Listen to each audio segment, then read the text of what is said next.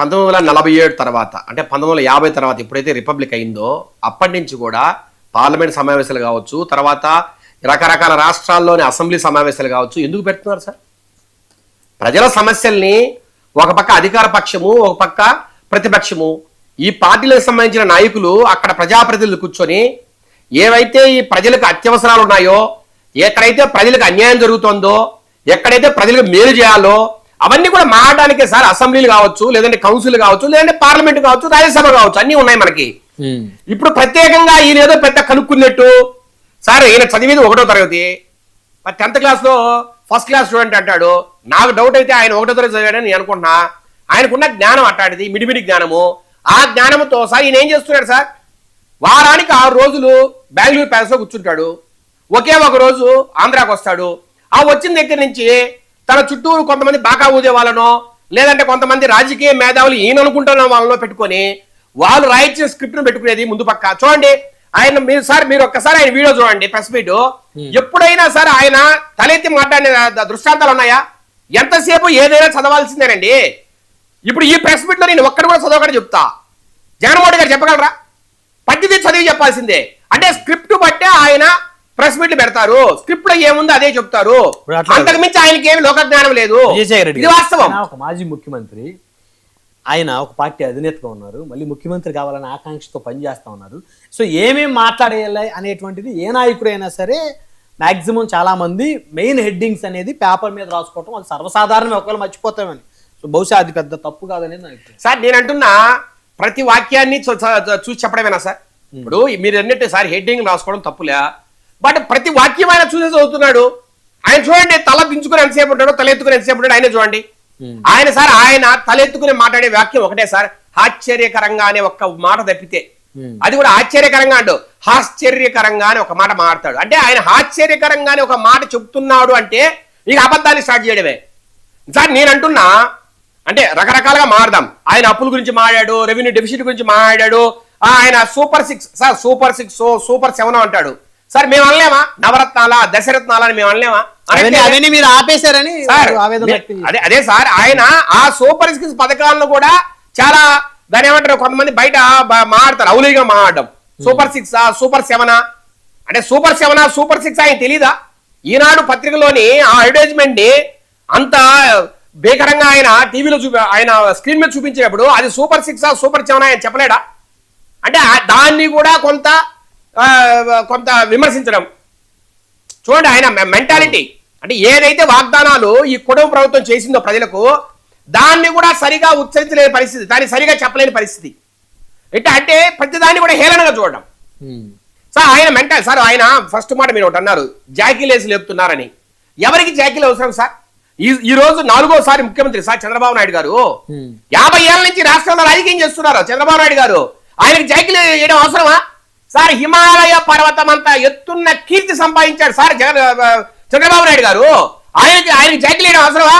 ఈ రాష్ట్రంలో కాదు, ఈ దేశంలో కాదు, ప్రపంచంలోనే రాజకీయ మేధావుల్లో ఒకడని బిల్ క్లింటన్ దగ్గర నుంచి, బిల్ గేట్స్ దగ్గర నుంచి పెద్ద పెద్ద దేశాధినేతలు లేదంటే పెద్ద పెద్ద కంపెనీల అధిపతులు చెప్పిన సందర్భంలో ఆయనకి జాకీలు ఏం అవసరం సార్? ఆయన ప్రతిభను మెచ్చి, ఆయనకున్న అనుభవాన్ని మెచ్చి, ఆయనైతే ఈ రాష్ట్రాన్ని మనం సుసంపన్నం చేయగలడు, సుభిక్షంగా నడపగలరని 2014లో కావచ్చు, 2024లో కావచ్చు ఆయనకు ప్రజలు ఓటేసి అధికారం అప్పగించారు. ఈ రోజు 94% స్ట్రైక్ రేట్ తో ఈ రోజు 164 సీట్లు గెలుచుకుంది చంద్రబాబు నాయుడు గారు చూసి కాదా? చంద్రబాబు నాయుడు గారు ముఖ్యమంత్రి అవుతాడే కదా. మరి అలాంటప్పుడు ఆయన జాకీలు వేయాల్సిన అవసరం ఏముంది ఎవరికైనా? రెండో మాట సార్, లోకేష్ గారికి జాకీలు వేస్తా అన్నారు సార్. మండుతున్న అగ్ని కణం నారా లోకేష్ గారు సార్. మీరు చూడండి, ఎలక్షన్ ముందర 3500 కిలోమీటర్ల పాదయాత్ర ఎలా మాట్లాడారు? తన వాగ్దానాలు కావచ్చు, తన మాటలు కావచ్చు, ఎలా మాట్లాడారు సార్? ఆయన వాగ్దానాలతోనే, ఆయన పాదయాత్రతోనే ఆ రోజు 134 సీట్లు తెలుగుదేశం పార్టీ గెలుచుకుంది. ఆ రోజు వైసీపీ నాయకుల్ని ఎట్లా ఆయన చీల్చి చెండాడారో, ఎట్లా వైసీపీ ప్రభుత్వాన్ని చీల్చి చెండాడారో మనం చూడలేదా? ఆయన చేసిన పని మనం గుర్తించలేదా సార్? ఆయన ఆ రోజు పాదయాత్రతోనే ఆయన యువకులకి ఒక ఐకాన్ లాగా మారాడు, ఒక బ్రాండ్ అంబాసిడర్ అయ్యాడు.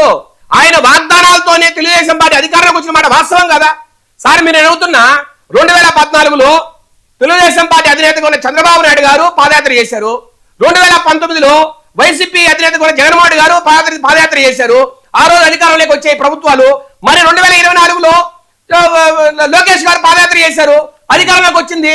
మరి ఆయన ప్రతిభతో కదా తెలుగుదేశం పార్టీ ఇన్ని సీట్లు వచ్చాయంటే ఆయన ప్రతిభ కదా. మరి దాన్ని ఆయన సైకిల్ చేయాల్సిన అవసరం ఏముంది? అది ఎలక్షన్ ముందర, ఎలక్షన్ తర్వాత మాట్లాడతాను నేను. సార్ ఎన్ని దేశాలు తిరిగాడు సార్, అమెరికా కావచ్చు, పాశ్చాత్య దేశాలు కావచ్చు, ఆస్ట్రేలియా కావచ్చు, ఎంతమంది ప్రముఖులతో మాట్లాడుతున్నాడు, ఎన్ని కార్పొరేషన్లతో మాట్లాడుతున్నాడు, ఫార్చ్యూన్ 500 కంపెనీస్, ఎన్ని కంపెనీస్ తో ఆయన ఈరోజు బిజినెస్ గురించి మాట్లాడుతున్నాడు, ఎన్ని ఇన్వెస్ట్మెంట్లు తెచ్చాడు.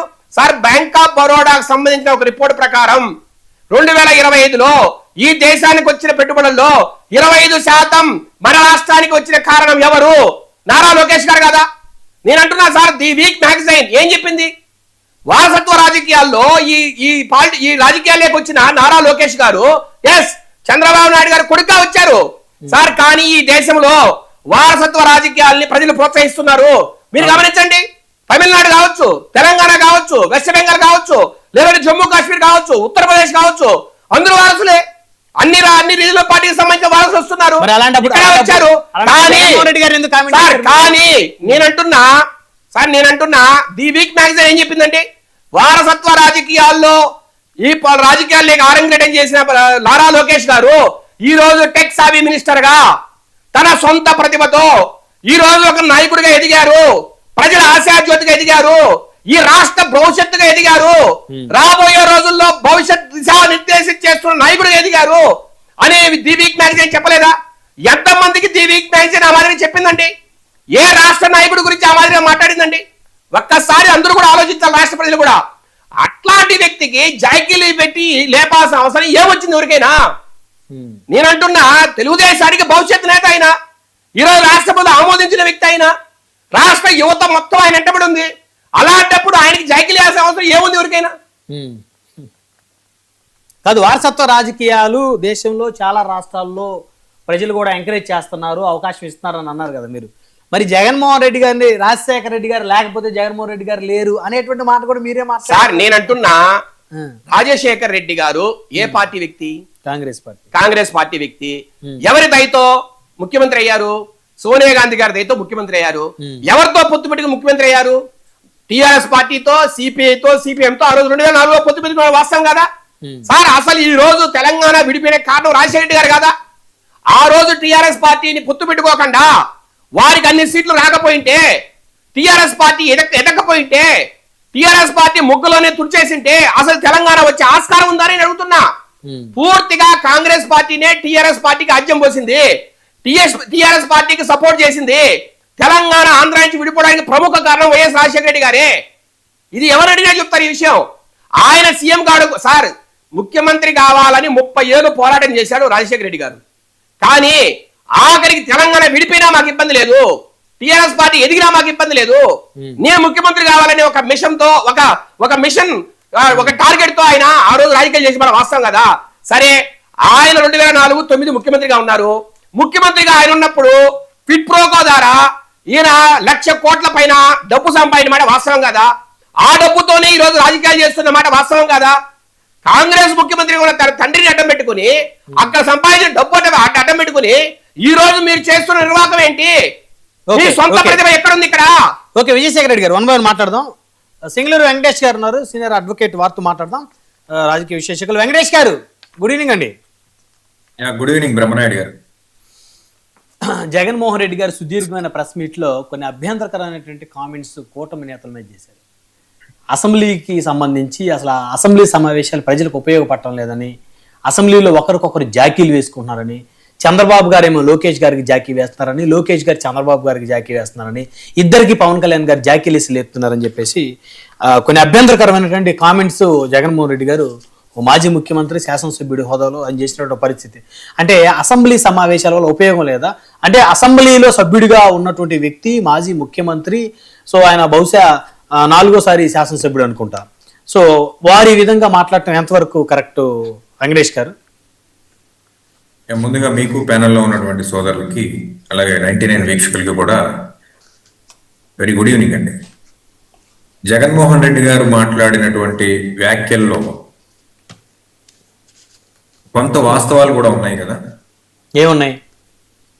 అసెంబ్లీకి సంబంధించినంత వరకు ఒక దేవాలయం లాంటిది. అసెంబ్లీలో అబద్ధాలు ఉండవు, ఇదే కదా అనుకుంది. మరి అసెంబ్లీకి వచ్చినప్పుడు బడ్జెట్ సెషన్లో, బడ్జెటేతర విషయాల్లో, గవర్నర్ ప్రసంగంలో, లేదా అధికార పార్టీకి సంబంధించినటువంటి నాయకులు చెప్పేటువంటి లెక్కల్లో ఈ వ్యత్యాసాలు ఏంటంటే, గవర్నర్ ప్రసంగంలో 10 లక్షల కోట్ల అప్పులని చెప్పేసి చెప్పిన మాట వాస్తవం కాదా?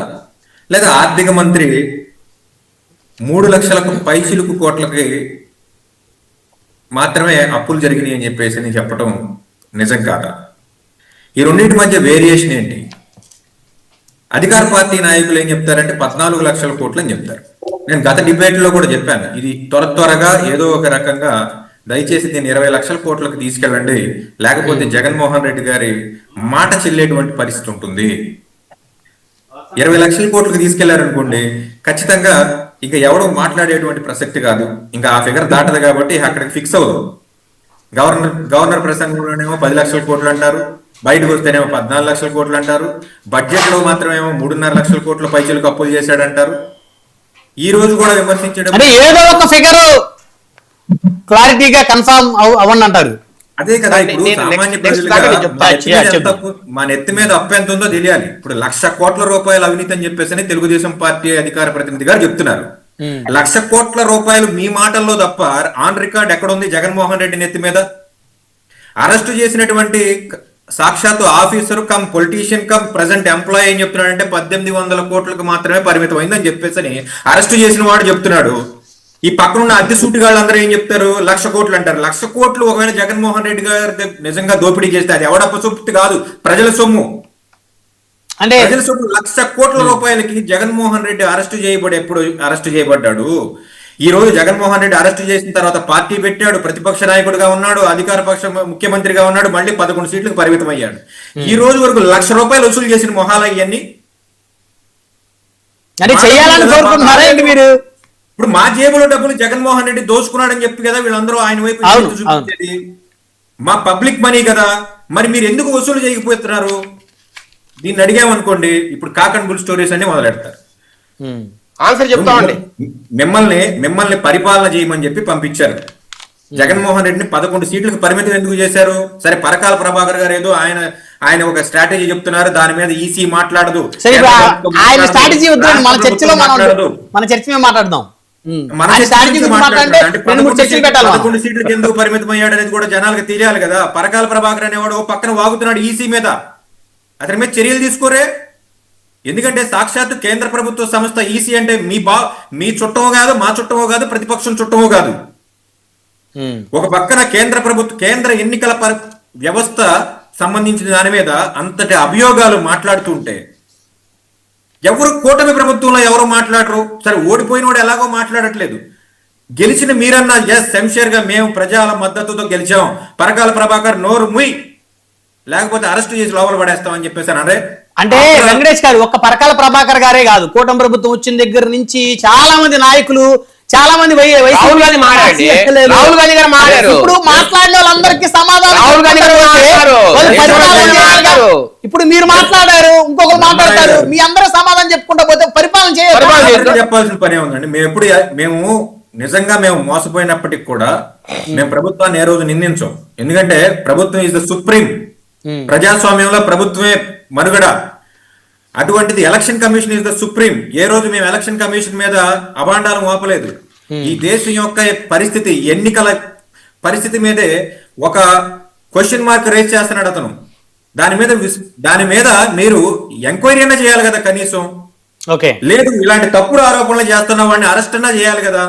మీరు రెండూ చేయరు, అతను వదిలేశారు. సార్, నరేంద్ర మోడీ గారికి లెటర్ రాయండి. మీరేం చేస్తారు? నరేంద్ర మోడీ గారికి లెటర్ రాయండి, అరెస్ట్ చేయండి.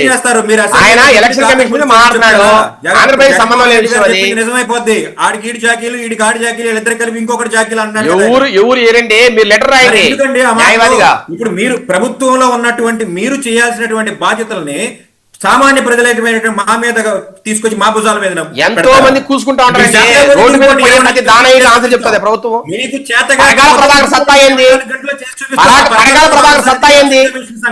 కాదు వెంకటేష్ గారు, పరకాల ప్రభాకర్ సత్తా ఏంది? చేతిలో అధికారం ఉన్నది, అధికారం ఉన్నప్పుడు చెయ్యాలా. వెంకటేష్ గారు ఒక్క క్వశ్చన్, ప్రభాకర్ గారు మీ బంధువు అయితే తర్వాత ఒక్క క్వశ్చన్, పరకాల ప్రభాకర్ గారికి ఉన్న అర్హత ఏంటి? దయచేసి ఆయన ఏమైనా శాంటిటీ ఉందా? స్టాచ్యూ బాడీనా? ఒక్క నిమిషం ఏనండి సార్. ఆఫ్టర్ ఆల్ ప్రజలేసిన బ్యానర్ చించుతానన్నటువంటి నేతల్ని తీసుకెళ్లి లోపలేసినటువంటి వాస్తవం. సోషల్ మీడియాలో పోస్టులు పెట్టిన అరెస్ట్ చేసి చిత్రహింసలు పెడుతున్న మాట వాస్తవం. చిత్రహింసలు ఎక్కడ పెట్టలేదులేండి వెంకటేష్ గారు, మీరు మరి రాంబాబు గారు పంగ చీల్చాడని చెప్తున్నాడు కదా.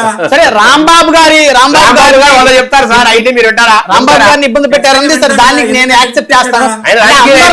అందరినీ అంటే మీరు సోషల్ మీడియా అరెస్ట్ చేసిన సోషల్ మీడియా పోస్టులు జనసేన పార్టీకి సంబంధించిన వాళ్ళతో సహా చిత్రహింసలు లేకుండా బయటకు వచ్చిన వాడు ఒక్కడ లేడు. జనసేన కూడా చిత్రహింసలు పెట్టారా? ఎందుకు పెట్టలేదు? మీకు తెలియదా? సోషల్ మీడియా అరెస్టులు ఏ ప్రభుత్వంలో జరిగినా గానీ గత టీడీపీ ప్రభుత్వంలో నాగేంద్ర బాబు గారు వచ్చి మీరు జనసేన కార్యకర్తల్ని బయటికి వదలకపోతే నేను గుంటూరు వచ్చి కూర్చుంటానని చెప్పిన మాట వాస్తవం కదా. అప్పుడు ఉన్నటువంటి టీడీపీ ప్రభుత్వం మీద ఏ జనసేన వాళ్ళు ఏమైనా దిగొచ్చారా? అప్పుడు కూడా ఇదే పవన్ కళ్యాణ్ గారు కూడా వెంకటేష్ గారు జనసేన తెలుగుదేశానికి ఈ సబ్జెక్ట్ ఓకే ఓకే వెంకటేష్ గారు, సరే ఇంకా మనం చర్చ పక్కదవ పడుతుంది వెంకటేష్ గారు. అయితే జాకీలు వేస్తున్నారంటారు, అసెంబ్లీకి వెళ్ళడం వల్ల ఉపయోగం లేదు. జగన్మోహన్ రెడ్డి గారు మాటలనే మీరు ఏకీభవిస్తారు ఆ మాటలతోటి? సార్ జగన్మోహన్ రెడ్డి గారి మాటలను ఏకీభవించడం కాదు సార్. ఇక్కడ జరుగుతున్నది ఏంటంటే పవన్ కళ్యాణ్ గారు స్ట్రిక్ట్ గా ఏం చెప్తున్నారంటే నేటికి కూడా ఇంకా 15 సంవత్సరాల యొక్క చంద్రబాబు నాయుడు గారి యొక్క ఆధ్వర్యంలో నేను వర్క్ నేర్చుకోవాలి కాబట్టి నేను ఆయనతో పాటే ఉంటానని చెప్పేసి ఆయన చంద్రబాబు నాయుడు గారిని ఆయన వర్క్ నేర్చుకోవాలి కాబట్టి ఉంటానని అయితే అనలేదు. ఎక్కడ చంద్రబాబు గారు 15 ఏళ్ళు ముఖ్యమంత్రిగా ఉండాలని భాషలో దాన్నే జాకీలేసి లేపుతున్నాడు అంటున్నాడు ఆయన. ఇప్పుడు మాకు విజయవాడ భాషలో వేరే అంటాం అంటే మీకు ఓకే అంటే మీ భాష మరి మీకు అర్థాలు వేరుంటాయేమో. మాకు అదే కదా సొంత డబ్బా తెలంగాణలో అయితే సొంత డబ్బా పరడబ్బా పరస్పర డబ్బా అంట నేనైతే. ఇప్పుడు వెంకటేష్ గారు అసెంబ్లీలో గుండె ఎలా కొట్టుకుంటుందంటే జగన్ జగన్ జగన్ అని అప్పుడు ఎమ్మెల్యే అంటే ఆ ఎమ్మెల్యే గారు ఇప్పుడు టీడీపీలో ఉన్నారనుకోండి. సో మరి అవి మీకు జాకీలు అంటే అవి కాదనుకుంటా. అప్పుడు కూడా ఇలాగే చెప్పాము సార్, దయచేసి మీరు గమనించాలి. ఓకే అప్పుడు కూడా ఇంత డబ్బా అవసరం లేదని ఆ రోజు కూడా చెప్పాం. ఓకే ఓకే అలా అయితే ఓకే. గతమైన ఘనకీర్తని చెప్పట్లా. గతంలో జగన్మోహన్ రెడ్డి గారు ఒక్కొక్కరు ప్రజలందరికీ కిరీటాలు పెట్టాడని చెప్పట్లా. అప్పుడు కొన్ని తప్పులు జరిగినాయి అని ఈ రోజుకి చెప్తాం, ఆ రోజు చెప్పాం. నీ ప్రభుత్వం ఎందుకు స్వామి? ఆ ప్రభుత్వం ఆ తప్పులు మేము కూడా చేస్తాము, అప్పుడు మీరు మాట్లాడలేదు కదా అంటే అప్పుడు మేము మాట్లాడలేదు అనుకున్నాం. అదే తప్పులు మీరు చేయడానికి ఇప్పుడు కొత్తగా వచ్చారా? ఓకే వెంకటేష్ గారు వన్ బై వన్ మాట్లాడదాం. మనతోటి జనసేన పార్టీ నుంచి మరాబ్ సురేష్ గారు ఉన్నారు, సీనియర్ జనసేన నాయకులు, గజపతి నగరం నియోజకవర్గం ఇన్ఛార్జ్.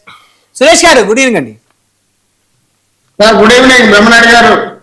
రోజు మీరు అసెంబ్లీకి వెళ్తలేదు జగన్మోహన్ రెడ్డి గారు అని చెప్పేసి ఈ తెలుగుదేశం జనసేన బీజేపీ దమ్ముంటే అసెంబ్లీకి రమ్మని గొడవ చేస్తా ఉన్నారు.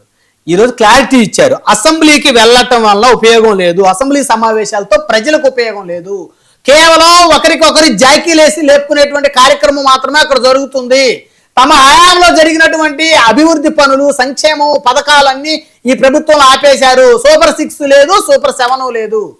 జగన్ గారు బలమైనటువంటి కామెంట్స్.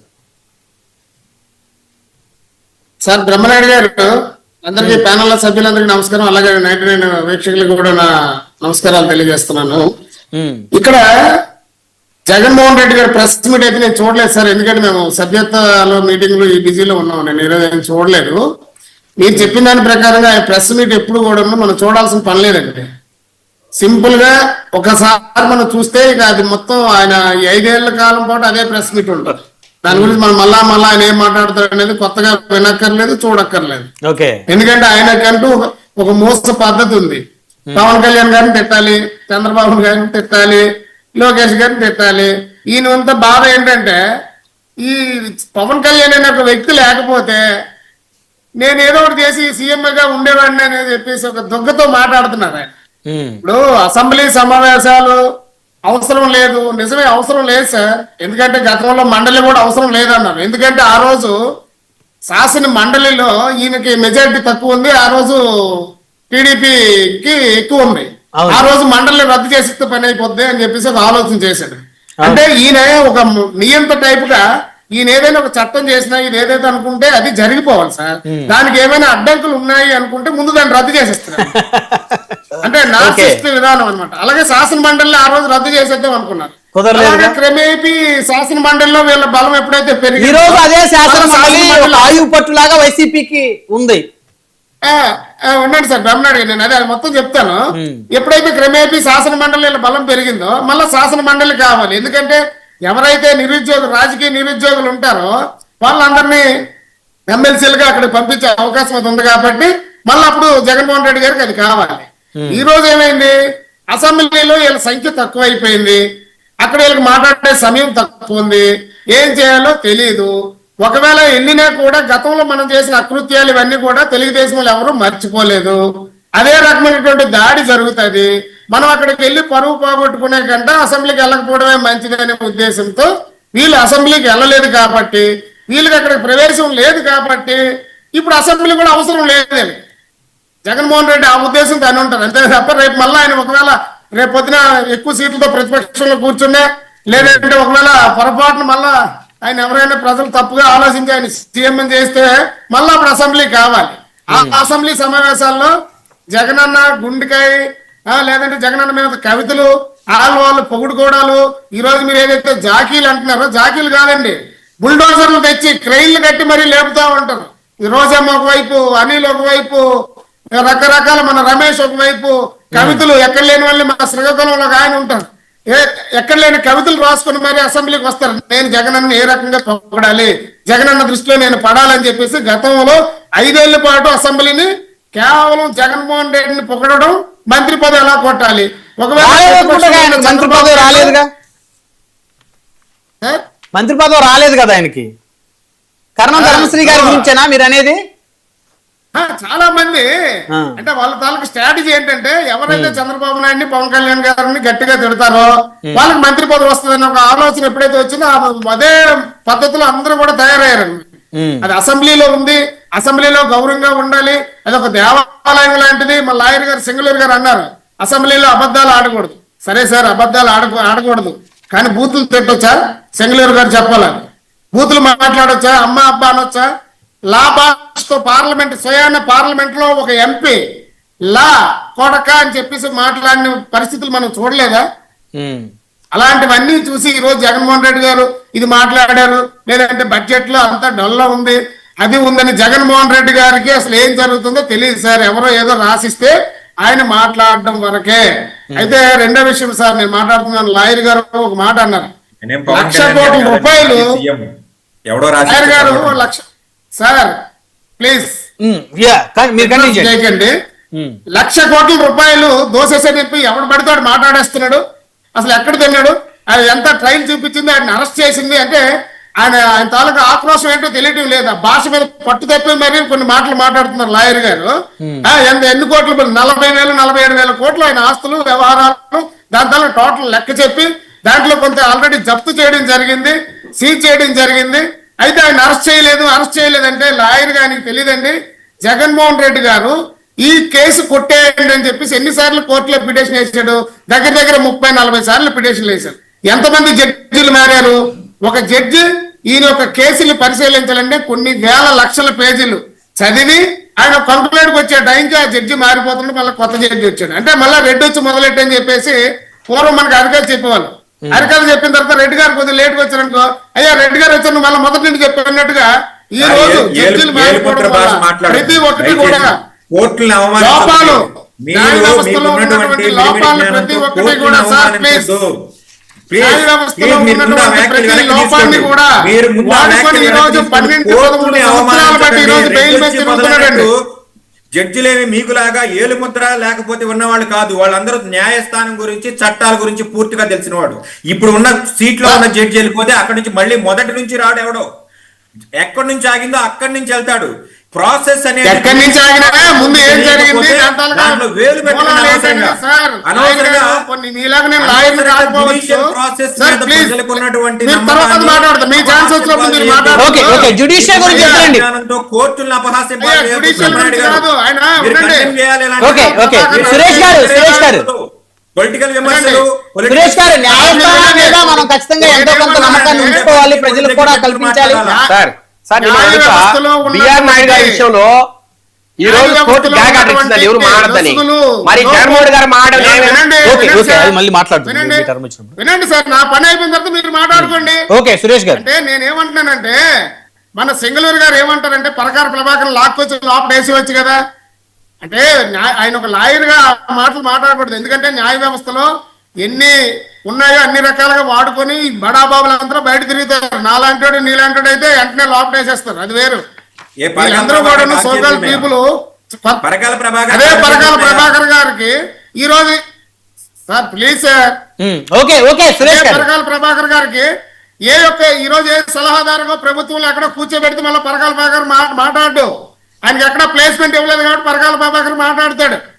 వీళ్ళందరూ కుహానా మేధావులు, చదువుకున్న మేధావులు, వాళ్ళు సొంతంగానే వాళ్ళు మేధావి వర్గంగా ప్రకటించబడినటువంటి వ్యక్తులను వాళ్ళ గురించి ఈ రోజు లాక్కెళ్ళి తోసిందంటే ఏమో ఆ సందర్భం వచ్చేటప్పుడు, ఎందుకంటే ఎన్నికల ప్రతిపత్తి కలిగినటువంటి సార్ సురేష్ గారు కాదు ఆ సందర్భం వచ్చినప్పుడు పరకాల ప్రభాకర్ గారిని అయితే వారి మీద కూడా యాక్షన్ తీసుకుంటది ప్రభుత్వం.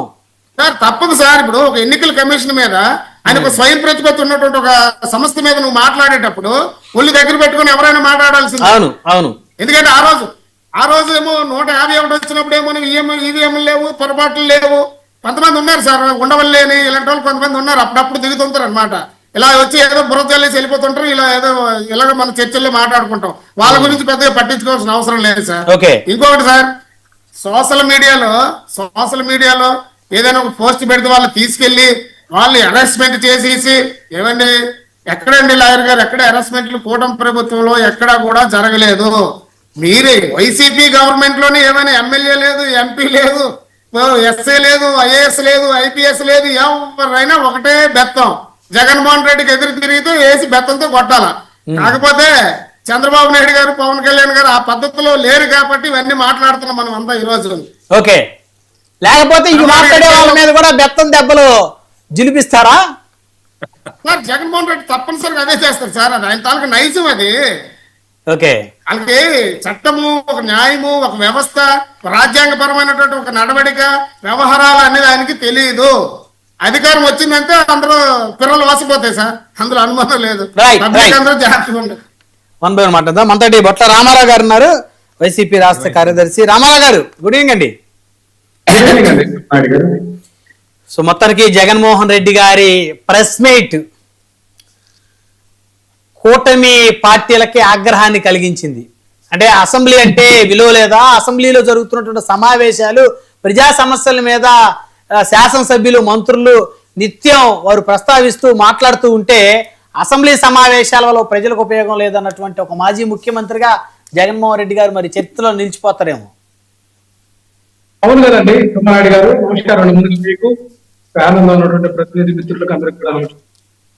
ఇక్కడ నాయకుడు జగన్మోహన్ రెడ్డి గారు చాలా స్పష్టంగా క్రిస్టల్ క్లియర్ గా పాలిటిక్స్ లో ట్రాన్స్పరెంట్ మెథడ్ లో రాజకీయాలను అవపోసన పట్టి ముందుకు పోతున్నటువంటి అందులో భాగంగా చూస్తే ఈ రోజు అసెంబ్లీ సమావేశాలు జరుగుతున్న తీరును ఆయన అభిశంసించిన మాట వాస్తవం. కారణం ఏంటంటే గవర్నర్ ప్రసంగానికి జరుగుతున్న విధానానికి పొంతన ఉండట్లా, బడ్జెట్ లో ఫిగర్స్ కి వాళ్ళ కేటాయింపులకి ఏమాత్రం పొంతన ఉండట్లా. అట్లాగే ప్రభుత్వ పాలన అంశం కూడా చూసాం. సూపర్ 6 అంశంలో వాళ్ళు కనీసం 2 పథకాల జోలికి ఈ రోజు కూడా అసలు ముట్టుకునే పరిస్థితి లేదు. 4 పథకాలు వాళ్ళు ఏదో చేసామని చెప్తున్నా కూడా అరకొరగానే జరుగుతున్నటువంటి అంశం.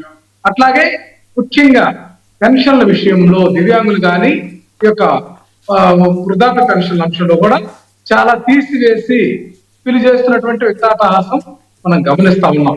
అట్లాగే ఫీజు రియంబర్స్మెంట్ దాన్ని అనుకున్నటువంటి పాపాలు పోలేదు. అట్లాగే ఆరోగ్యశ్రీ బకాయిలు అవన్నీ పెండింగ్ పెడుతున్నటువంటి పరిస్థితి ఉంది. ఏదైతే గతంలో గత ప్రభుత్వం మా యొక్క ప్రభుత్వం హయాంలో జరుగుతున్నటువంటి మంచి కార్యక్రమాలు అనుకున్నటువంటి అన్నిటిని కూడా విధ్వంసం చేశారు. దిశను పట్టించుకోలేదు. మహిళల రక్షణ కోసం చూస్తే దిశను పక్కన పెట్టారు. అట్లాగే మద్యం కానీ ఇసుక అక్రమాల కోసం రూపొందించినటువంటి స్పెషల్ ఎన్ఫోర్స్మెంట్ బ్యూరోను ధ్వంసం చేసి అవినీతికి పరాకాష్ఠగా నిలిచారు. ఈ రోజు వాళ్ళు చేసినటువంటి అంశం చూస్తే పీడిఎస్ బియ్యం, పేదల బియ్యం పంది కొక్కుల్లా తింటున్నటువంటి ఒక ఎమ్మెల్యేలు, ప్రతి ఒక్క నియోజకవర్గంలో ఎమ్మెల్యేలు కానీ లేకపోతే ప్రతి ఒక్క నియోజకవర్గంలోనా? ప్రతి నియోజకవర్గంలో 30 లక్షల నుంచి 50 లక్షల చంద్రశేఖర్ రెడ్డి గారిని మర్చిపోయాడు వాళ్ళు. తీసుకుంటున్నారు ప్రతి నెల. ఇది యథార్థం అండి, అందరికి తెలిసిందే. అట్లా ఇసుక మాఫియా చూసాం. అట్లా రిజిస్టర్ ఆఫీసుల్లో వీళ్ళ మనుషులు పెట్టి ప్రైవేట్ దందా నడుపుతున్నారు. రిజిస్టర్ ఆఫీసులో కమిషన్ వసూలు చేస్తున్నారు. లాండ్ వైఫల్యమైంది. అసలు పోలీసు వ్యవస్థ ఈ రాష్ట్రంలో 36వ స్థానానికి పడిపోయిందంటే సిగ్గుపడాలి. ఇంకా వచ్చి డిబేట్ లో కూడా మాట్లాడటం సిగ్గుచేటు. కూటమి ప్రతినిధులుగా డిబేట్ కి వచ్చే వాళ్ళు ఆన్సర్ చేయండి. ఫస్ట్ ఆఫ్ ఆల్ 36వ ప్లేస్ కి మీరు చేసినటువంటి పని జస్టిస్ రిపోర్ట్ ప్రకారం మన స్టేట్ సెకండ్ తయారైపోయారు. ఈ ప్రభుత్వం సురేష్ గారు మాట్లాడండి. మీరు చాలా సేపు మాట్లాడే వారికి సమయం ఇద్దాం. వారు మాట్లాడు చెప్పే చెప్పండి. 147 హామీలు ఇచ్చారు. అన్నిటినీ నెరవేర్చామని మొట్టమొదటి మహానాడులోనే కడప వేదిక లోకేష్ నెరవేర్చామని ఎట్లా చెప్తాడండి? బాంబే వేదికగా జరిగినటువంటి సెమినార్ లో రెడ్ బుక్ లో జగన్ గారి పేరు ఉంటే అని ప్రస్తావించాడే, అది భావదారిద్ర్యం. ఏమి సబ్జెక్ట్ లేనటువంటి ఒక లోకేష్ పప్పును తీసుకొచ్చి ఈ రోజు రామారావు గారు అది చెప్తున్నా వినండి. ఏమండి? జగన్మోహన్ రెడ్డి గారి గురించి చెప్పాలంటే కొన్ని వందలు ఉన్నాయి. కొన్ని వందలు. రామారావు గారు ఇవి ఈ స్థాయి సరిపోదు. మాట్లాడి మీ స్థాయి సరిపోదు. ఇవి అసలు కరెక్ట్ మాట కాదు. ఎందుకంటే ఈ మాటలు వచ్చారు. న్యాయపరమైనటువంటి ఇబ్బందులు మీరు ఎదుర్కొంటారు. వచ్చారు. ఒక రాష్ట్ర మంత్రి మీద చంద్రశేఖర్ రెడ్డి గారు, ఆయనకు అవగాహన రామారావు గారు ఒక ముఖ్యమంత్రి కుమారుడు ఒక మంత్రి మీద ఇట్లా మాట్లాడితే న్యాయపరమైన ఇబ్బందులు మీరు ఎదుర్కొంటారు. అనవసరమైనటువంటి వివాదాల్లో కొద్ది సబ్జెక్ట్ మాట్లాడుతున్నారు. ప్రతిసారి కూడా చేతిలో పేపర్ పట్టుకోలేకపోతే విలేకరులు కానీ ఎంతమంది మేధావులు ప్రతి క్వశ్చన్ కి సమాధానం చెప్పగలిగే మగవాడు లోకేష్ అండి. సార్ యోగా పాదయాత్ర చేసింది ఎవరు? యోగా పాదయాత్ర చేసింది ఎవరు? పాదయాత్ర చేసి గెలిపించిన వాళ్ళకి ఆ మాత్రం హక్కు ఉందా పార్టీ మీద? మీకుంటుందా పార్టీ మీద? మీ డిప్యూటీ సీఎం చెప్పాలంటే సార్ వాళ్ళు చెప్తారులేండి. వీళ్ళ అర్పణ కడుపులకు రోజులు నాతో మాట్లాడమని చెప్పండి. ఎత్తుకుంటున్నారు. అక్షరం ఎత్తుకొని చదువుకొని అద్దాలే వేరు. ప్యాకేజీ కోసం పరిపాలన అంటే తెలీదు, ఏ శాఖలో ఏముందో తెలీదు. ఈ రోజు మేము మాట్లాడుతున్న పప్పు అన్నందుకే ఈ రోజు మీకు 11 గది పెట్టింది. ఒక్క నాయకుడికి కూడా సురేష్ గారు ఒక నిమిషం. సురేష్ గారు మాట్లాడుతున్నారు. సురేష్ గారు మాట్లాడలేదు. ఎన్ని గుడుల్లో అన్యాయాలు అరాచకాలు జరుగుతుంటే ఎందుకు మాట్లాడలేదు పవన్ కళ్యాణ్ గారు? అట్లాగే వ్యక్తి ఎందుకు తోకముడిచాడు? రాజకీయాల్లో తోకముడిచాడు. పవన్ కళ్యాణ్ భవిష్యత్తు లేదు. Pawan Kalyan failure leader. పవన్ కళ్యాణ్ కేవలం ప్యాకేజీ రాజకీయ నాయకుడు తప్ప. రామారావు గారు ఆ వ్యాఖ్యలు వద్దండి. ఏం ప్యాకేజీ? మీ జగన్మోహన్ ఇచ్చిన ప్యాకేజీ 1,00,000 కోట్లు కొట్టే సమయం మంచిగా జగన్మోహన్ రెడ్డి మాటలు వద్దు. ఏం మాట్లాడతారు సార్? నాకు అర్థం కాదు సార్. మీరు మారండి. ముందు మీ ఆలోచన ద్వారా మార్చుకోండి. గతంలో ఇలాంటి మాటలు మాట్లాడే ఇంత అన్యాయంగా సార్ మీ గట్టిగా పరిగణించాలి. రామారావు గారు మీ కామెంట్స్ కానీ మీ ప్రసంగం కానీ మీకు 10 ఓట్లు వచ్చేలా ఉండాలి. కానీ మీ వైపు వద్దాము, మీకు ఓట్లు వేద్దాము అనుకునేటువంటి ప్రభుత్వంలో అసంతృప్తిగా ఉన్నటువంటి వాళ్ళ ఓట్లను పోగొట్టేలా ఉండొద్దు.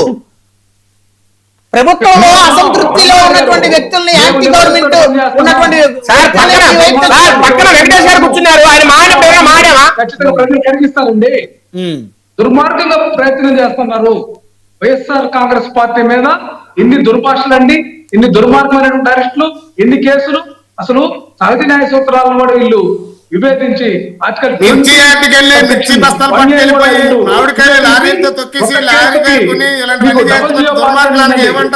ఏదైతే భారత రాజ్యాంగంలో డబుల్ జియో పార్టీ ఉంది. ఒక్క నేరానికి ఒక శిక్ష గానీ 10 కేసులు 20 కేసులు 100 కేసులు పెట్టే రైట్ వెలకలేదు. ఇటు న్యాయస్థానాల ముందు దోషులుగా నిరూపితమవుతారు. ఈ యొక్క పోలీసుల యొక్క అక్రమ అరెస్టుల గురించే కదండి హైకోర్టు ఇచ్చినటువంటి సర్క్యులర్ ఏంటి? Avinash Kumar versus state of Bihar కేసులు ధరిస్తూ అక్రమ అరెస్టులు యొక్క అరెస్టుల రిమాండ్ రిపోర్ట్ లో తప్పులు ఉన్నాయి, సరి చూసుకోవాలని ప్రతి కోర్టు న్యాయమూర్తికి ఏదైతే జ్యుడిషియల్ ఆఫీసర్లందరూ కూడా సర్కులర్ జారీ చేశారంటే వీళ్ళ యొక్క విధానం ఏంటనేది మనకు అర్థం కావట్లేదు ఈ రాష్ట్రంలో బ్రహ్మనాయుడు గారు. సో ఇప్పుడు ఫైనల్ గా అసెంబ్లీకి అయితే ఇంకా జగన్ గారు రారు. ఈ రోజుతో క్లారిటీ వచ్చింది అందరికి. అసెంబ్లీ సమావేశాలలో ప్రజలకు ఉపయోగం లేదన్నారంటే ఇంకా వారు రారు. ఇక ఈ 3 సంవత్సరాలు కూడా వారు రారు, అంతేనా? ఇక్కడ ఒకటేనండి, అసెంబ్లీ సమావేశాల అంశం చూస్తే ఇక్కడ సహేతుకంగా లేదు, తెలుపు డబ్బా కొట్టుకోవడం తప్పితే ప్రజల యొక్క సమస్యల పట్ల నిబద్ధతతో అసెంబ్లీ పనిచేయట్లేదు. అంతెందుకండి, మా నాయకుడు జగన్మోహన్ రెడ్డి గారు ఖచ్చితంగా మాకు ప్రతిపక్ష హోదా కావాలని సెప్టెంబర్ 24, 2024 రాసినటువంటి లేఖకు దాదాపు 1.5 సంవత్సరం అవుతున్నా జవాబు చెప్పలేనటువంటి ఈ యొక్క స్పీకర్ వైఖరి ఏంటి? సావర్నిటీ పవర్స్ ఉన్నటువంటి స్పీకర్ చేస్తున్నటువంటి రాజ్యాంగ ఉల్లంఘనను మేము ప్రశ్నిస్తున్నాం. అందుకే మేము ప్రొటెస్ట్ చేస్తున్నాం. అసెంబ్లీ సజావుగా జరగట్లేదు. ఈ యొక్క బూతుల స్పీకర్ ఖచ్చితంగా స్పందించాలి. కాదు, ఇప్పుడు ఏపీ అసెంబ్లీలో ఎక్కడన్నా బూతులు మాట్లాడటం విన్నారా? కాదు రామారావు గారు, లేదు మీ ప్రతి కామెంట్ కూడా చాలా సభాధ్యక్షుడిగా డిఫరెంట్ గా ఉందన్నమాట. మర్యాదలు తెలియదు. రామారావు గారు ఒక్క నిమిషం వినండి, ఒక్క నిమిషం రామారావు గారు ఈ ప్రభుత్వం వచ్చిన తర్వాత, ఇప్పుడు అసెంబ్లీ సమావేశాలు జరుగుతాం మొదలు పెట్టిన తర్వాత బూతులు ఎక్కడ ఎవరు వాడారో చెప్పండి. ఈ అక్రమాల అరాచకాలని మేమైతే మాత్రం ఖండిస్తున్నాం. ఓకే విజయశేఖర రెడ్డి గారు. సార్, వెంకటేష్ గారు కొన్ని క్వశ్చన్లు అడిగారు. అసలు అప్పులు ఎంత, రెవెన్యూ డెఫిసిట్ పరిస్థితి ఏంది? ఇప్పుడు రామారావు గారు జస్టిస్ రిపోర్ట్ గురించి మాట్లాడారు. నేను ఓపెన్ చెప్తా సార్, అందరూ కూడా దయచేసి రాసుకోండి. 2014 తెలుగుదేశం గవర్నమెంట్ వచ్చే నాటికి ఆ రోజున్న మొత్తం అప్పు 1,08,000 కోట్ల రూపాయలు సార్. 2019 మార్చిలో అది లేదా జూన్ లో తెలుగుదేశం పార్టీ ప్రభుత్వం దిగిపోయే నాటికి మొత్తం అప్పు 2,57,000 కోట్లు. 1,08,000 కోట్లు 2014లో ఉంటే 19లో 2,57,000 కోట్ల రూపాయలు అప్పుగా ఆ రోజు డాక్యుమెంట్స్ ప్రకారం ఉంది. అయితే 2019 నుంచి 24 వరకు జగన్మోహన్ ప్రభుత్వం ఏమేం చేసింది సార్? డైరెక్ట్ డెబిట్ ఏదైతే 2,57,000 కోట్లు ఉందో అది 5,25,000 కోట్లకు పోయింది సార్. అంటే దాదాపుగా 2,75,000 కోట్ల direct debit, government direct debit. Venkatesh గారు, డైరెక్ట్ డెబిట్ తర్వాత పబ్లిక్ సెక్టార్ అండర్టేకింగ్స్ ద్వారా గ్యారంటీ ఇస్తూ, గవర్నమెంట్ గ్యారంటీ ఇస్తూ తెచ్చిన అప్పు 1,58,000 కోట్ల రూపాయలు. అట్లాగే గ్యారంటీ ఇవ్వకుండా తెచ్చిన అప్పు, గ్యారంటీ ఇస్తూ తెచ్చిన అప్పు 1,58,000 కోట్లు, గ్యారంటీ ఇవ్వకుండా తెచ్చిన అప్పు 91,252 కోట్లు. అంటే మొత్తం కలిపి 6 లక్షల కోట్ల వరకు వీళ్ళు అప్పులు తెచ్చారు. దాని తర్వాత వెండర్ బిల్స్, ఏదైతే సివిల్ కాంట్రాక్టర్లు ఉన్నారో, లేదంటే జగనన్న గోరుముద్ద, లేదంటే నాడు నేడు, హౌసింగ్ కాంట్రాక్ట్స్, సచివాలయాలు కట్టింది, రకరకాలుగా వీళ్ళు పనులు చేయించుకొని డబ్బులు చెల్లించకుండా ఉన్న బిల్లులు 1,30,000 కోట్ల రూపాయలు. ఆ బిల్లులు చాలా వరకు ఇప్పుడు కూడా చెల్లిస్తారు గవర్నమెంట్ 1,30,000 కోట్ల రూపాయలు. తరువాత ఉద్యోగస్తులకు ఇవ్వాల్సిన బకాయిలు 22,000 కోట్ల రూపాయలు. ఇవి మొత్తం కలిపి 9,74,000 కోట్లు 2024లో జగన్మోహన్ రెడ్డి గారు గవర్నమెంట్ దిగిపోయే నాటికి మన రాష్ట్రానికి ఉన్న అప్పు. ఇది క్రిస్టల్ క్లియర్. మీరు ఎన్ని డిబేట్లు మాట్లాడినా ఇదే సార్, మీరు ఎక్కడ వెతుక్కున్న ఇదే. అయితే దాని తర్వాత ఇప్పుడు జగన్మోహన్ గారు ఏమన్నారు? చంద్రబాబు నాయుడు గారు 3 లక్షల కోట్లు చేశారు, 4 లక్షల కోట్లు చేశారు అన్నారు. సార్, ఇప్పటి వరకు ఈ రోజు వరకు మార్చి 2026 వరకు గవర్నమెంట్ డైరెక్ట్ డెట్ ఎంత అంటే సార్ 6,35,000 కోట్ల రూపాయలు డైరెక్ట్ డెట్. అంటే 5,25,000 కోట్ల నుంచి 6,35,000 కోట్లకు వచ్చింది. అంటే 1,10,000 కోట్లు డైరెక్ట్ డెబిట్ ఈ 20 నెలల కాలంలో తెలుగుదేశం అది కూటమి ప్రభుత్వం చేసింది. అట్లాగే ఇంకొక 60,000 కోట్ల రూపాయలు ఈ పిఎస్యూస్ ద్వారా కావచ్చు, రకరకాల గ్యారంటీస్ ఇచ్చి తెచ్చారు. అంటే 1,70,000 కోట్ల రూపాయలు అప్పు చేశారు. ఈ 1,70,000లో ఈ 2 సంవత్సరాల్లో జగన్మోహన్ రెడ్డి గారు చేసిన అప్పుల మీద కట్టిన వడ్డీలు కావచ్చు, లోన్లు కావచ్చు 1,00,000 కోట్లు.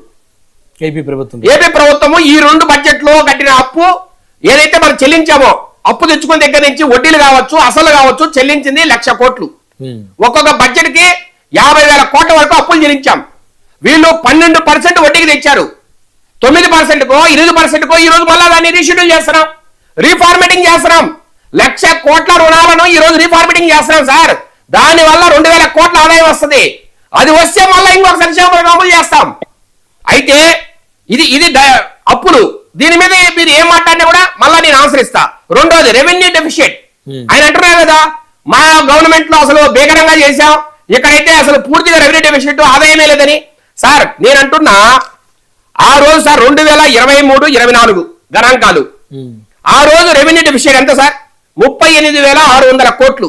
అంటే గ్రాస్ స్టేట్ డొమెస్టిక్ ప్రోడక్ట్ లో అది 2.7% రెవెన్యూ డెఫిషిట్. జగన్మోహన్ రెడ్డి గారు 62,719 కోట్లు అని చెప్పారు. అది ఫిజికల్ డెఫిసిట్. ఫిజికల్ డెఫిసిట్ 62,700 కోట్లు ఫిజికల్ డెఫిసిట్.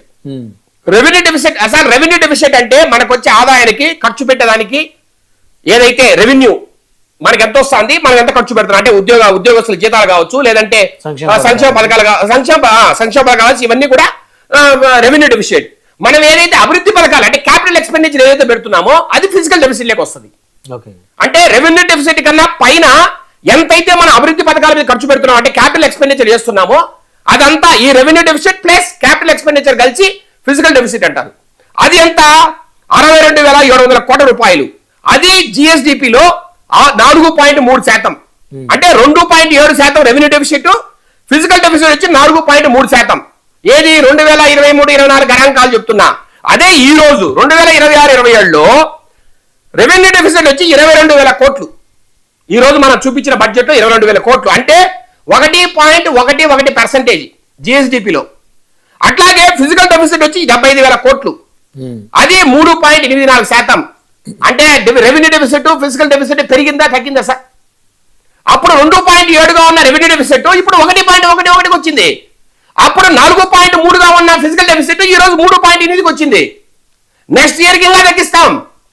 ప్రభుత్వము దాని మీద కృషి చేస్తోంది, ఇంకా కూడా తగ్గిస్తాం. ఈ రోజు సార్ డెబిట్ సార్ జిఎస్డిపి ఒకప్పుడు జగన్మోహన్ గారి గవర్నమెంట్ లో 12-13 లక్షల కోట్లు ఉంటే, అంటే గ్రాస్ స్టేట్ డొమెస్టిక్ ప్రోడక్ట్ అంటారు సార్. అంటే ఈ రాష్ట్రంలో సర్వీసెస్ కావచ్చు, ప్రొడక్షన్ కావచ్చు, మ్యానుఫ్యాక్చరింగ్ కావచ్చు, దాన్ని పూర్తిగా మానిటరీ వాల్యూ మనం ఏదైతే క్యాలిక్యులేట్ చేస్తే దాన్ని జిఎస్డిపి అంటారు. ఆ జిఎస్డిపి ఈ రోజు 14% పెరుగుతోంది. ఈ 2 సంవత్సరాల్లో 13 నుంచి 14%. ఈ రోజు 18 లక్షల కోట్ల రూపాయల జిఎస్డిపి ఉందండి ఈ రాష్ట్రానికి. మనం దేశంలో 8వ స్థానంలో ఉన్నాం. అట్లాగే గ్రాస్ పర్ క్యాపిటా ఇన్కమ్ ఏదైతే మాట్లాడుతున్నామో అంటే సంపద సృష్టి ఏదైతే ఉందో 11% పెరిగి ఈ సంవత్సరం 2.9 అంటే 2.9 lakhs పర్ క్యాపిటల్ ఇన్కమ్ ఈ రోజు నడుస్తుంది ఈ స్టేట్ లో. అంటే ప్రతి వ్యక్తి తన యావరేజ్ సంపాదన 2.9 lakhs. సో ఇది ఇంత భారీగా పెరుగుతూ ఉంటే మీరు ప్రభుత్వం చేత కావట్లా, ప్రభుత్వానికి అడ్మినిస్ట్రేషన్ తెలియదు, ఒకరికెవరు జైకిల్ వేసుకుని లేపుతున్నారు. గణాంకాలతో మాట్లాడదాం సార్. సార్ నేను ఇంకొకటి మాట్లాడుతున్నా. వీళ్ళు ఫీజు రియంబర్స్మెంట్ లేదంటే ఆరోగ్యశ్రీ మారుతారు. ఫీజు రియంబర్స్మెంట్ లో 4,300 కోట్లు బకాయిలు మిగిల్చిపోయింది ఎవరు సార్? ఆరోగ్యశ్రీలో 3,200 కోట్ల రూపాయలు బకాయిలు మిగిల్చిపోయింది ఎవరు సార్? కాంట్రాక్టర్లకు 1,30,000 కోట్ల రూపాయలు బకాయిలు మిగిల్చిపోయింది ఎవరు సార్? ఇవన్నీ ఈ రోజు రాష్ట్ర ప్రభుత్వం కడుతుంది. ఎంప్లాయీస్ 22,000 కోట్లు మీరు బకాయిలు పడితే ఈ రోజు రాష్ట్ర ప్రభుత్వం కడుతోంది. ఈ రోజు సార్ ఇంకొకటి తల్లి ఈ రోజు పెన్షన్ స్కీమ్ ఈ రోజు తగ్గినాయంటున్నారు సార్. వీళ్ళ 5 సంవత్సరాల గవర్నమెంట్ లో రకరకాల మోసాలు చేసి సదరం సర్టిఫికేట్ ఉంటుంది సార్. వికలాంగులకు కావచ్చు లేదంటే ఏదైనా బాగలేని వారికి సదరం సర్టిఫికేట్ తెచ్చుకున్నారా? ఈ సదరం సర్టిఫికేట్ ని వైసీపీ నాయకులు కార్యకర్తలు డాక్టర్లను మేనేజ్ చేసి హాస్పిటల్ మేనేజ్ చేసి దొంగ సర్టిఫికేట్ తెచ్చిన మాట వాస్తవం. ఈ రోజు అవన్నీ కూడా మొత్తం వెరిఫికేషన్ లో ఉంది. ఎన్ని ఉంటాయి సార్ ఓవరాల్ గా? నాకు తెలిసి 10 లక్షల పైన ఉంటాయి ఈజీగా. 10 లక్షలు? అవునండి. మీరు ఒకసారి చూడండి. ఈ రోజు ఆ సర్టిఫికెట్ లో పూర్తిగా ఈ రోజు వెరిఫికేషన్ పెట్టాం. ఓకే, అవి తప్పుతున్నాయి. రెండోది మీరు రెండో మాట సార్, ఈ రోజు ఇప్పుడు పెన్షన్ తీసుకునే వాళ్ళు కొంతమంది చనిపోతున్నారు, పెన్షన్ తగ్గుతూ ఉంటాయి. Let me explain. చెప్పండి. రమణారెడ్డి గారు ఇప్పటి వరకు లోన్ రీస్ట్రక్చరింగ్ అని చెప్పేసి 1,00,000 కోట్ల లోన్ రీస్ట్రక్చరింగ్ అని అంటున్నారు కదా. ఈ 1,00,000 కోట్ల లోన్ రీస్ట్రక్చరింగ్ దాని మీద 2,000 కోట్ల ఆదాయం ఇప్పుడు సార్ చెప్తున్నది గత ప్రభుత్వం చేసిందో లేకపోతే 2014 నుంచి 19 వరకు. ఇది ఫ్యూచర్ గోల్. ఇది ఈ ప్రభుత్వం పెట్టుకున్నటువంటి భవిష్యత్ ప్రణాళిక ఇంకా అయిపోలా, దయచేసి అయిపోయింది. 2000 కోట్లు జేబులోకి వచ్చినాయని చెప్తున్నారు. ఇంకా 2000 కోట్లు కూడా రాదు. 1658 కోట్లు మాత్రమే వస్తుంది. వినండి ఒక నిమిషం. 43,298 కోట్ల రీస్ట్రక్చరింగ్ జరిగింది. దానివల్ల ఈ ప్రభుత్వానికి వచ్చింది 327 కోట్లు మాత్రమే. మీరు దయచేసి మీరు చేసినది ఎంత, చెప్పుకునేది ఎంత, దీన్నే డబ్బా అంటున్నాడు ప్రతిపక్షంలో ఉన్న అతను. మీరు అర్థం చేసుకోవాలి. రెండోది, జగన్మోహన్ రెడ్డి 1,00,000 కోట్లు ఇవ్వలేదు, లేకపోతే రకరకాల పథకాలకి డబ్బులు ఇవ్వలేదు, లేకపోతే ఈ పథకాలకు అప్పులు పెట్టిపోయాడు అని చెప్పేసి ఎన్నికల ముందు ప్రతి ఆడబిడ్డకి పోస్ట్ డేటెడ్ చెక్కులు ఇచ్చినటువంటి ఘన చరిత్ర గత ప్రభుత్వం కాదా అని అడుగుతున్నారు. 2014 ప్రభుత్వంలో కూడా చంద్రబాబు నాయుడు గారు దిగిపోయేటువంటి సమయంలో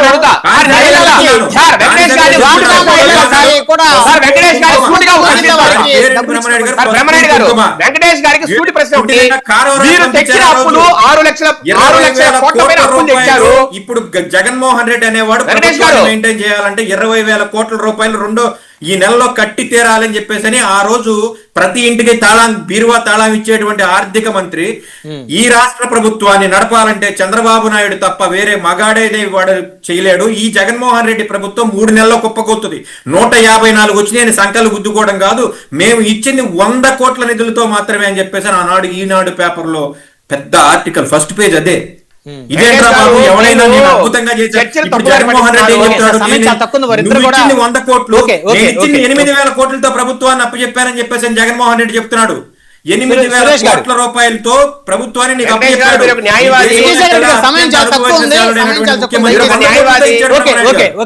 సురేష్ గారు కంక్లూజన్ ఇవ్వండి. సురేష్ గారు మీట్లో ఉన్నారు, మీరు అన్మ్యూట్ చేయండి. సార్ వినిపిస్తుందా? వినిపిస్తుంది సార్. ఇప్పుడు ఎవరైతే వైసీపీ పెద్దలు ఎవరైతే వచ్చారో ఆయన మాట్లాడినటువంటి మాటలు గతంలో ఏదైతే తప్పు చేశారో, ప్రజలు ఎందుకైతే వీళ్ళు చేదరించుకున్నారో, మళ్ళీ అదే భాష అదే పదాలు వాడడం అనేది వాళ్ళ నాయకుడికి అది ఇబ్బందికరంగా ఉంటది. ఆ నాయకుడు ఇలాగే మళ్ళీ వీళ్ళు తయారు చేస్తున్నారు. ఏమంటే లోకేష్ గారిని పప్పు, ఒక మంత్రి గారిని, ఈ రాష్ట్ర మంత్రిని పప్పు అనే ఒక మాట సాంప్రదాయము కానీ చదువుకున్నారా? ఇంక విజ్ఞానం ఏమైనా ఉందా? ఏం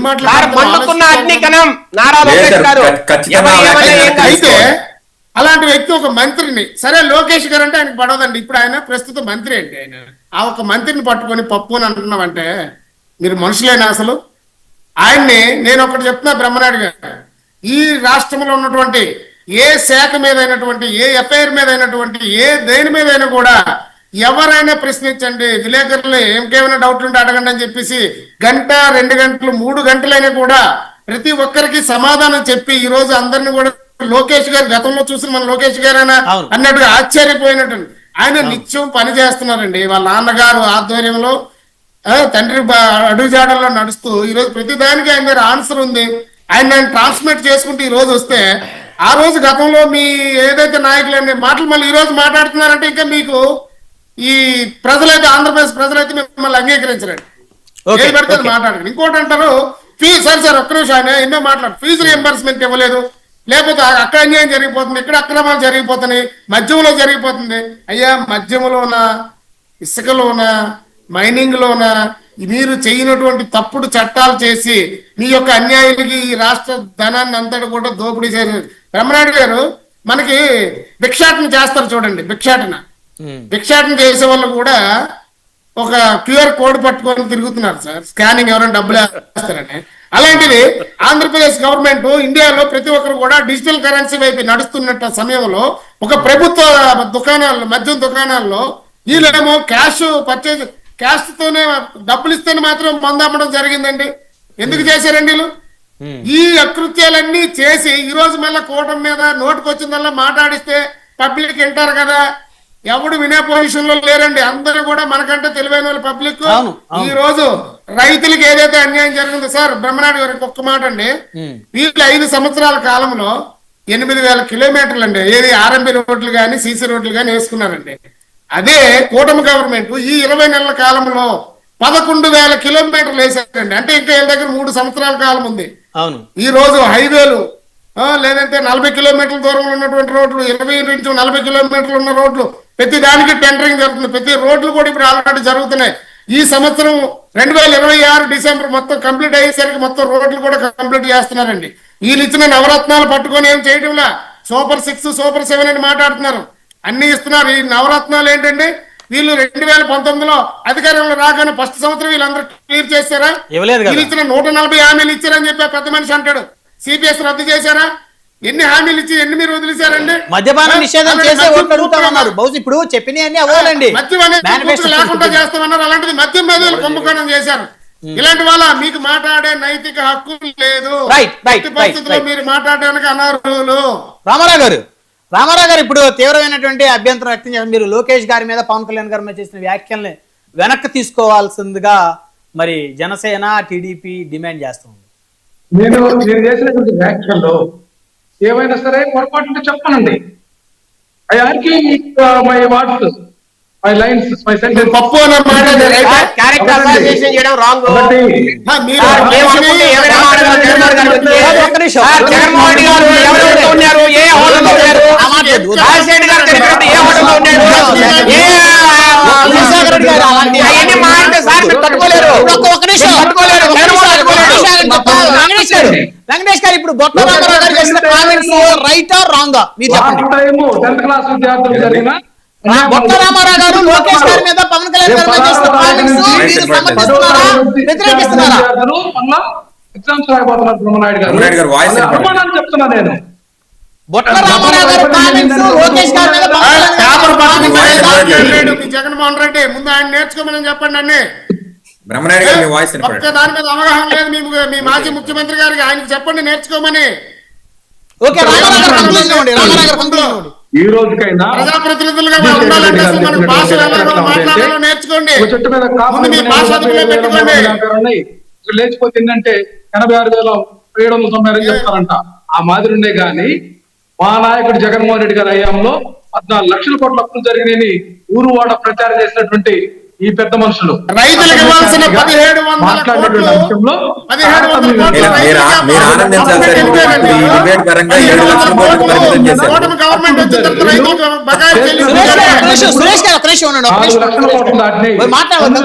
పన్నులు ఎంతండి?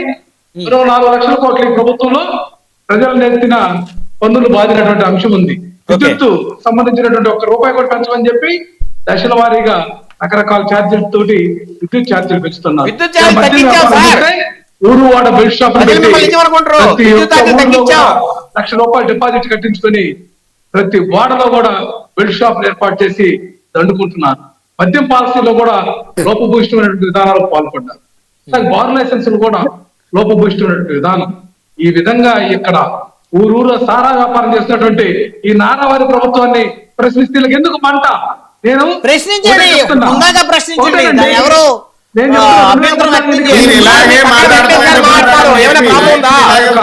హామీ ఇచ్చి బెల్ట్ షాప్ రద్దు చేసినటువంటి పెద్ద మనుషులు ఈ రోజు అదే చంద్రబాబు నాయుడు గారు ఊరువాడ బెల్ట్ షాపులు ఎందుకు రద్దు చేపిస్తున్నారు? ఏమన్నా మీరు నిర్ణయం చెప్పండి. చంద్రబాబు గారు పవన్ కళ్యాణ్ గారు కూర్చొని బెల్ట్ షాప్ నడుపుతున్నారు. లేదు, ఫైట్ చేయండి, వాటిని లోకల్ పోలీసుల దృష్టికి తీసుకురండి. అలాంటి జరిగితే ఖచ్చితంగా వాటి మీద మనం అందరం ఫైట్ చేయాలి. డిబేట్ కి వచ్చి వైసీపీ హయాంలో తయారైనటువంటి షాపులలో ఈ రోజుకి అక్కడ చేస్తున్న వాటి వాస్తవం వాళ్ళ మీద కేసులు నమోదవుతున్నాయి. వైసీపీ 5 సంవత్సరాలు బెల్ట్ షాపులను బాగా తయారు చేసింది. మనకి రౌడీలకు తయారు చేసేది నియంత్రిత ప్రభుత్వం. ఓకే రామారావు గారు సమయం లేదు. రామారావు గారు ఒక్క నిమిషం రామారావు గారు లోకేష్ ఆదేశాలు, డిఫాక్టో సీఎం ఆదేశాలు చెల్లవు. ఇది రాజ్యాంగ వైరుధ్యమైనటువంటి విధానము. రెడ్ బుక్ గురించి అసలు మాట్లాడే అర్హత ఏ నాయకుడికి లేదు. లోకేష్ గారిని అనర్హుడిగా ప్రకటించాలి.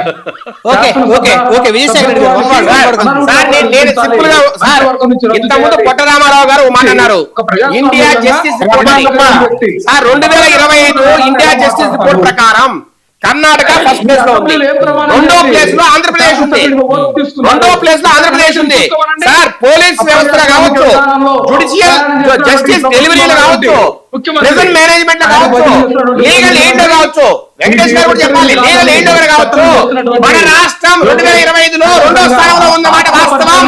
36వ స్థానంలో ఎలా వచ్చిందో మొట్టమొదటి చెప్పాలి రాష్ట్రపతి.